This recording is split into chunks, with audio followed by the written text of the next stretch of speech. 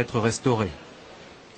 Alors que le mois du Ramadan touche à sa fin, venons-en au dossier de cette édition consacrée à la décision prise par 30 à 70 000 personnes en France de se convertir à l'islam. Ce sont essentiellement des femmes qui font ce choix. Pour quelles raisons? C'est ce que Pierre Nicolas et Jean-Michel Mier ont demandé à 2 d'entre elles. Écoutons leur témoignage. Géraldine est fière.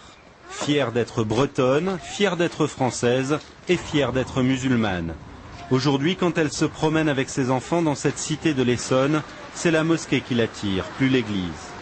Avant, lors des journées mondiales de la jeunesse, elle lançait des hurrahs au pape, la croix au cou. Pied de nez au Vatican, c'est le 15 août dernier, jour de l'Assomption, qu'elle a finalement choisi d'embrasser l'islam.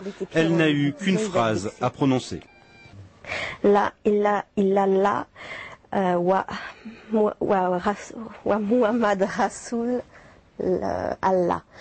Excusez-moi pour l'arabe, encore un peu de mal. Il n'y a qu'un seul Dieu et Muhammad est son prophète. Son sens de l'orientation, elle en rigole, est aussi approximatif que son arabe, mais elle s'applique. Et là je suis évidemment inversée. Donc, cette boussole spéciale indique la Mecque. Donc il faut suivre cette direction-là pour la prière.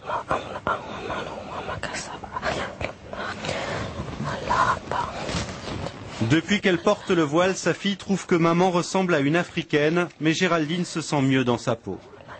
Avant ma conversion, elle me prenait plus pour une femme française facile, etc. On va dire vraiment quelqu'un qu'on va draguer et c'est tout. Depuis que j'ai le voile et que je suis musulmane, je suis une femme qu'on respecte et une sœur. Géraldine l'avoue, elle a besoin